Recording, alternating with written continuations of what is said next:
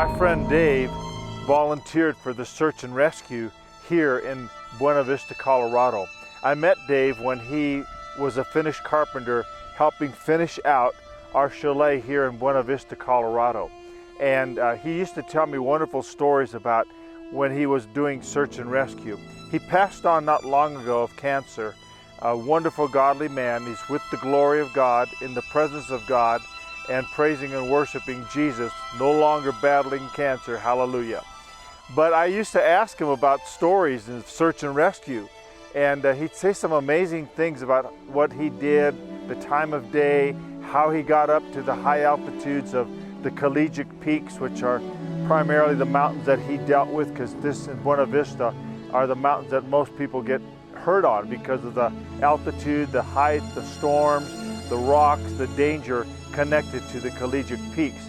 And one of the things that really was surprising to me was that when he rescued people, I said to him, these people must be just overwhelmed with joy and excitement when you guys show up, your team. And he goes, oh yeah, they're very, very thankful that we rescued them. And then I said, well, how do you get money? Do you charge them for the rescue? He goes, no, these are volunteer guys that come out here and do this hard labor to risk their own lives trying to save somebody else. And I said, well, how do you support yourself? He says, to volunteer.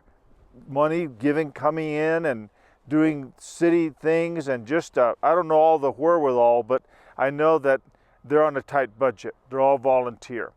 And I said, well, how do the people react? Don't they want to pay? He goes, oh yeah, these people, they are really excited. They are so excited. They promise they're going to send us money. And we're, of course, always grateful and excited that we may be getting something for our labor of love in saving these people's lives. And he said, you know what?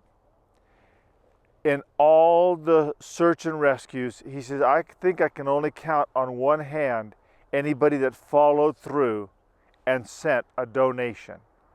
And I know why. And that's because they were rescued, but not saved.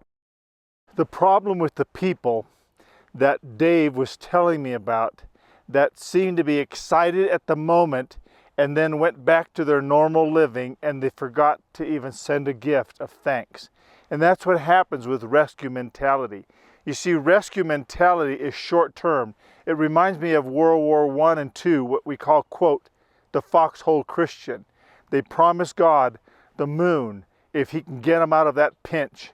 And then what happens, they go back stateside and they forget all about their promise that they gave to God in that trench, in that hole with bombs bursting in the air and mortar flying all over the place. And that's what happens with rescue mentality. We don't want to be rescued, we want to be saved so that we can thank our Savior and never forget that we've been saved, not just rescued. You know, there was a campaign back in the 80s, I remember it was all over, and unfortunately even in graffiti, they used to spray boxes and walls and places that were empty, and it would have things saying as they sprayed it, Jesus saves. That was the slogan back in the 1980s. It was everywhere, bumper stickers, and it was very accurate because Jesus does save. Jesus doesn't rescue us, he saves us. It's a big, huge difference. Now, here's what I'm going to show you, and the Lord gave me this idea.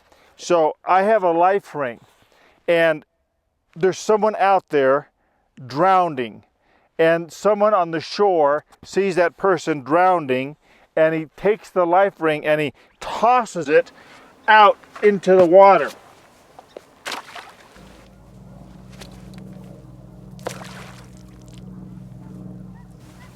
Now at that point, the person drowning can say to himself, man, I need that life ring, or I'm just going to drown. Now in his pride, he can say, I don't need that life ring. I have the strength to tread water for the next 40 years. That's ridiculous. The person drowning that's perishing sees that ring, seizes the ring, and then he begins to be hauled into safety.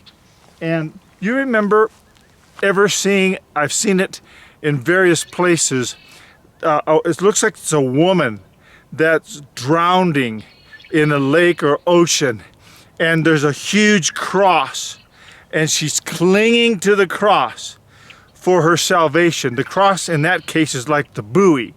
And so this life preserver, this ring, becomes a safety net for the person taking it. But they've got to cling to that safety net. They've got to cling tight and be hauled in, and then they're rescued. But how do you get saved? What's the difference? Well, here's the neat way that the Lord showed me.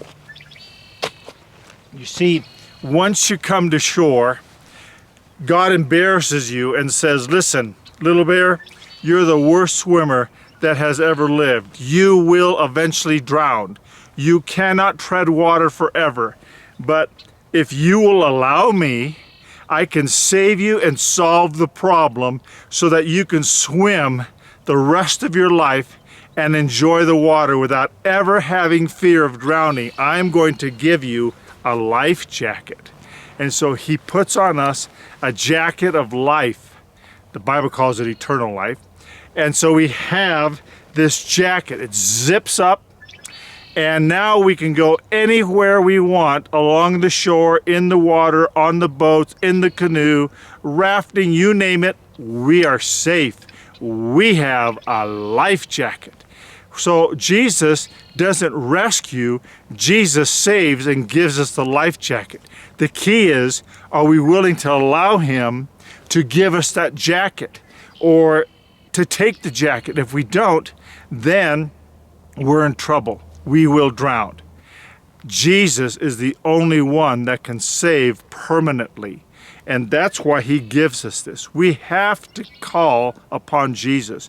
Psalm 27, I think, says that the Lord is our salvation and our light. And so he brings us salvation. Salvation is through the entire scripture. And that's what God brings us if we will avail ourselves to us. I leave you with this word to pause and ponder.